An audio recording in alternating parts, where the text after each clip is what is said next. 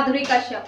आज हम आपको उत्तर कोरिया के तानाशाह किम जोंग उन के बारे में बताने जा रहे हैं। इस वीडियो के माध्यम से हम आपको बताएंगे कैसे लोग इस देश में बिना इंटरनेट के जी रहे हैं। वीडियो के साथ बने रहिए और जानिए कि आप कितने भाग्यशाली हैं कि आप भारत में हो। उत्तर कोरिया में किम लोगों को कोई धर्म अपनाने नहीं देता क्योंकि वह एक तानाशाह है। किम जोंग उन इसकी आज्ञा नहीं देता है।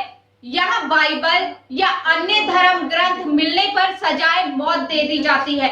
और क्या क्या पाबंदियां किम ने लोगों पर लगाई हैं, इसके बारे में आज हम आपको विस्तार से बताएंगे। किम जोंग उन उत्तरी कोरिया का तानाशाह है। हम किम जोंग को तानाशाह इसलिए बोल रहे हैं क्योंकि उसकी मर्जी के बिना उत्तरी कोरिया में पत्ता भी नहीं हिलता। किम का जन्म 18 जनवरी 1983 को हुआ। किम जोंग उन के पिता का नाम किम जोंग इल था। कहा जाता है कि किम कोरियाई सैन्य नेता किम जोंग सेकंड का तीसरा और सबसे छोटा बेटा है। किम जोंग उन को जल्लाद शासक कहना उचित बैठता है क्योंकि ये शासक सत्ता पाने के लिए अपने सगे संबंधियों को भी नहीं छोड़ता। सत्ता के लालच में किम ने अपने सौतेले भाई को मरवा दिया और किम जोंग उन ने सत्ता के खिलाफ गद्दारी के आरोप में अपने अंकल को भूखे कुत्तों के सामने डलवा दिया। किम जोंग उन के बारे में कहा जाता है कि जब किम की बुआ ने अपने पति की मौत पर सवाल खड़े करने शुरू कर दिए थे तो किम से ये बर्दाश्त नहीं हुआ। उसने अपनी बुआ को भी मरवाने का फरमान सुना दिया। किम ने अपनी बुआ को जहर देकर मरवा दिया। लेकिन उत्तर कोरिया में बुआ की मौत की वजह हार्ट अटैक को बताया गया। मई 2015 में कोरिया से भागे एक पूर्व सैन्य अधिकारी ने सनसनीखेज खुलासा किया कि किम ने ही अपनी बुआ को मरवाया है। सन की दिमाग वाले किम जोंग उन के कारनामे यहीं खत्म नहीं होते। सन की तानाशाह को नाफरमानी पसंद नहीं क्योंकि ऐसा करने वाले को सिर्फ सजाए मौत दी जाती है। सन की तानाशाह का एक और किस्सा है जो मशहूर है। किम जोंग ने उत्तर कोरिया के रक्षा प्रमुख होंग योंग को ही मरवा दिया था। उसकी गलती मात्र इतनी थी कि उसे मीटिंग के दौरान झपकी आ गई थी।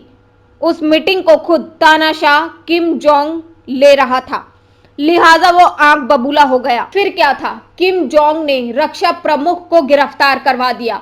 उसे एंटी एयरक्राफ्ट गन से उड़वा दिया। कहा जाता है कि उसका तमाशा देखने के लिए उत्तर कोरियाई के हर बड़े अधिकारी को मौजूद रहने का फरमान सुनाया गया था ताकि उनके दिल में खौफ पैदा हो सके। किम ने अपने पिता की मृत्यु के बाद एक नया नियम बनाया। जब किम के पिता की बरसी आती है तो उसमें पूरा देश शामिल होकर रोता है। अगर कोई सच्चे मन से नहीं रोता तो उसे गिरफ्तार करने का फरमान सुना दिया जाता है और जेल में तरह तरह की यातनाएं दी जाती हैं। रोने वाले कार्यक्रम में शामिल लोगों पर नजर रखी जाती है। आप एक बात समझ लें, किम की दुनिया में माफी नहीं चलती, सिर्फ मौत चलती है। इस देश में नियम कायदे बेहद सख्त हैं। क्या करना है क्या नहीं, धर्म से लेकर देश के लोगों के कपड़े तक किम जोंग उन ही तय करता है। उत्तरी कोरिया में किम लोगों को कोई भी धर्म अपनाने नहीं देता। वो कहता है मैं ही भगवान हूँ, मेरी पूजा करो। किम ऐसा दावा करता है कि उसका जन्म 2 इंद्रधनुषों के नीचे हुआ। उसके जन्म के समय एक सितारा आसमान में बना था। किम ने ऐसे ऐसे दावे किए हैं जिससे वो खुद को भगवान साबित करता है। वो दावा करता है कि मौसम में होने वाले बदलावों पर नियंत्रण कर सकता है। इन दावों के साथ ही किम जोंग उन की जन्म की तारीख 1 नहीं 3 बताई जाती है। उत्तरी कोरिया में अजीबोगरीब कानून है, इसे आप पाबंदियां भी कह सकते हैं। उत्तरी कोरिया में टीवी पर सिर्फ 3 चैनल दिखाए जाते हैं। उत्तरी कोरिया में आप टीवी पर सिर्फ वही देख सकते हैं जो वहां की सरकार दिखाना चाहती है, तो वहीं टीवी पर सिर्फ उत्तरी कोरिया के ही समाचार दिखाए जाते हैं। उत्तरी कोरिया में लोग अपने मन के मुताबिक हेयर स्टाइल नहीं रख सकते। यहाँ सरकार की ओर से 28 तरह के हेयर स्टाइल दिए गए हैं, जिसमें 10 पुरुषों के लिए और 18 महिलाओं के लिए हैं। यहाँ के लोग किम जोंग उन का हेयर स्टाइल नहीं रख सकते।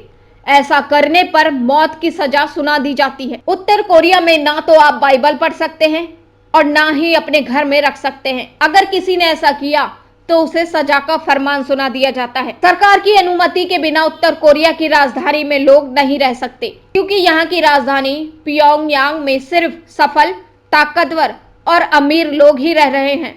अगर कोई व्यक्ति राजधानी में रहना चाहता है या घर बनवाना चाहता है तो उसे सरकार से अनुमति लेनी होगी। उत्तर कोरिया में अगर कोई व्यक्ति अपराध करता है तो उसकी सजा तो उसे मिलती ही है, साथ ही उसके साथ साथ उसकी आने वाली 3 पीढ़ियों को भी वो सजा भुगतनी पड़ती है। यहाँ चौराहों पर ट्रैफिक सिग्नल की व्यवस्था नहीं है।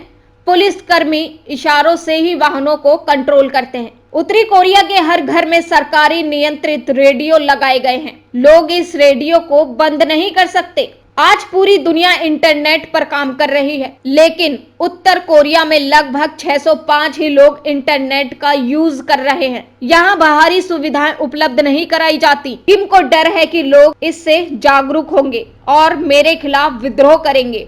उत्तरी कोरिया में सिर्फ एक ही इंटरनेट कंपनी है जो कोरियन भाषा में इंटरनेट की सर्विस देती है। उत्तरी कोरिया की सरकार के आदेश के अनुसार यहाँ सभी मकानों को सिर्फ भूरे रंग से ही रंगा जाता है। यहाँ लोकतंत्र नाम का कोई शब्द है ही नहीं। यहाँ के नियम के अनुसार हर 5 साल में चुनाव होते हैं, लेकिन उम्मीदवार सिर्फ एक होता है, वो है किम। उत्तरी कोरिया में केवल सरकारी व्यक्ति ही 4 पहिया गाड़ी रख सकता है, अन्य कोई व्यक्ति नहीं। उत्तर कोरिया में लोकतंत्र नाम का कोई शब्द है ही नहीं। अभिव्यक्ति की आजादी तो आप भूल ही जाइए। किम जोंग उन एक बेहद खतरनाक, या आप इसे सनकी भी कह सकते हैं। सोचिए, अगर आप इस देश में होते तो क्या करते? हमें कमेंट बॉक्स में अपनी राय दीजिए। और हाँ, आप कितने भाग्यशाली हैं कि आप जिस देश में रह रहे हैं उसका नाम भारत है।